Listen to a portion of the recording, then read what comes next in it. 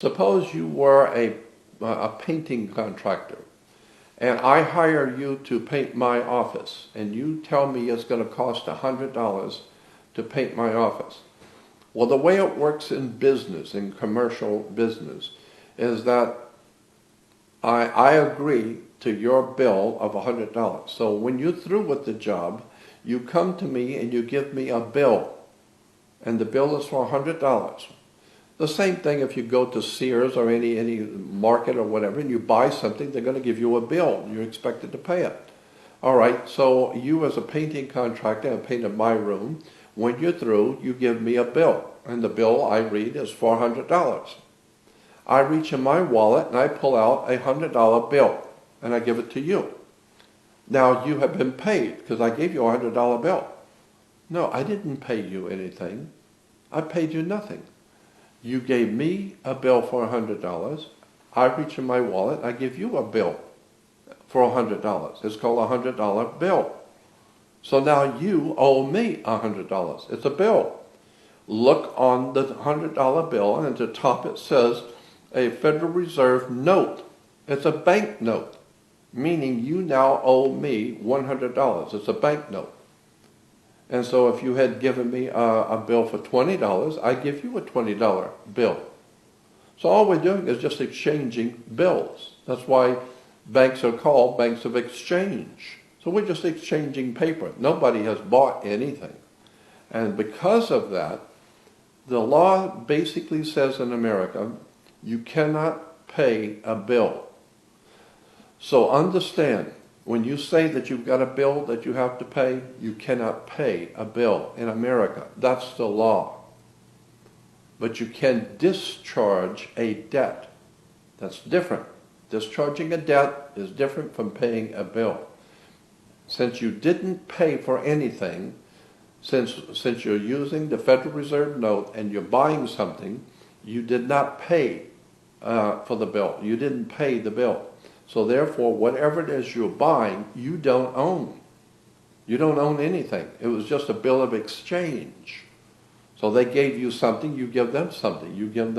They give you something worth $100 bill, and I gave them a bill for $100.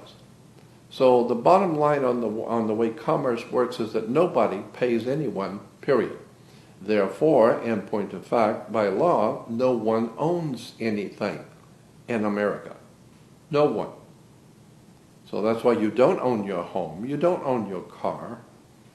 And once you understand how the world works, it's an extraordinary story, a betrayal of the human family. Very, very interesting, dark stuff that we are not aware of. There's another law that says any official vehicle that is owned by the state, whatever state you happen to live in, the state has its own vehicles, and therefore any state vehicle will have on the vehicle, I don't care what it is, a truck, car, motorcycle, it doesn't matter. It will have on the license or near the license, it will always have for official use only. A little sticker or a little print on the vehicle, whatever it is, and it will say for official use only. That means that this vehicle, whatever it is, 16-wheeler or a motorcycle, it doesn't matter. It's for official use only, means it's owned by the state. And anyone who's using it is officially using it for the state, not for themselves. Therefore, anytime you are going to register your car, you get a little tag in the mail, and you peel off the tag, and you're going to stick it on your car. When you get that tag, read it. Read on the tag. It says for official use only. So you're peeling it off and putting it on your car. So now your car has official use only, meaning the state owns your car. And since the state owns your car, they would like to know where their car is. So that's why once a year you have to register your car. You've got to register it to let them know where the car is, because they own the car. And incidentally, that also is why you have to have insurance and a seat belt. It's because you do not own your body. The government owns your body, in point of fact. And so your body is a security on the New York Stock Exchange, and the corporation that owns you, and you are owned.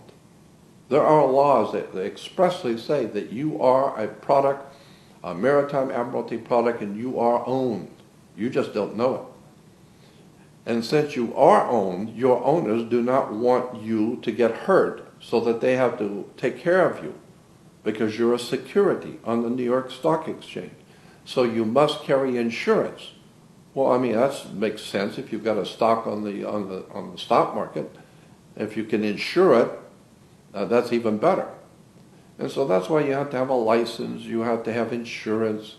You can't get married without a license, because everything in our life is a business. Getting married is a business. That's why you have to have a license to get married. The word license simply means a permit to do something, which without that permit is unlawful. Therefore, is totally unlawful for you to in any way, shape, or form have any relationship with a male or a female intimately without a license. So that's why you have to have a license to get married. Our life is a business. Getting married is a business. That's why you have to have a license to get married. The word license simply means a permit to do something, which without that permit is unlawful. Therefore, is totally unlawful for you to in any way, shape, or form have any relationship with a male or a female intimately without a license. So that's why you have to have a license to get married. Why? It's because you are considered by law a maritime admiralty product. It's a very big story, very, very deep, and most people have never heard such a thing. But the bottom line is, what I'm telling you is absolutely true. All you have to do is just start reading a little bit about how commerce works, how government works, how banks work. It's a fascinating story about how the world in no possible way works the way you think it does. So all I'm suggesting is that you might want to, for the first time in your life, start thinking seriously about where you're going and where your country is going, and what's going to happen to your children and your grandchildren when you wake up one day to discover your freedoms are gone, your country is gone, your protections that were guaranteed to you as a citizen are gone. We are going to be in very serious trouble because we are ill-informed, unread, undisciplined, and have been taught to bow down and curtsy before royalty. We fall all over ourselves with celebrities, and all we understand anymore is the ball games and the sports and entertainment. But nobody is suggesting that we might want to start reading the foundations of this country, begin to read and understand how government really works. Once you begin to see how a bank works, why do you have a bank? Why do we do any banking? Banks are found on both sides of a river. They're called river banks. What does a river bank do? It directs the flow of the currency, because your money is called currency, because it's a ebb and flow of a current. And it's called liquid asset. And when you can't pay for something, then you're underwater. It's an extraordinary story, as I said, about the deception that goes on throughout the world about the real world and how it actually works. So all I'm suggesting is that you might want to take some time out of your life and start looking at the reality of the world you live in, because the world is growing more and more dangerous, more and more ignorant, and extremely violent. And unless and until the people rise up and decide to take back their sovereignty and do something about their lives and quit waiting for government to do something, because in America, we Americans love to talk about how we have the ability to elect our leaders. We're big on talking about how we can elect our leaders. But as Dick Gregory once said a long time ago, yes, we can elect our leaders, but you can't select your leaders. You don't select anyone. Your masters who own you will select who will run. You can merely vote on whoever they decide to allow you to vote on.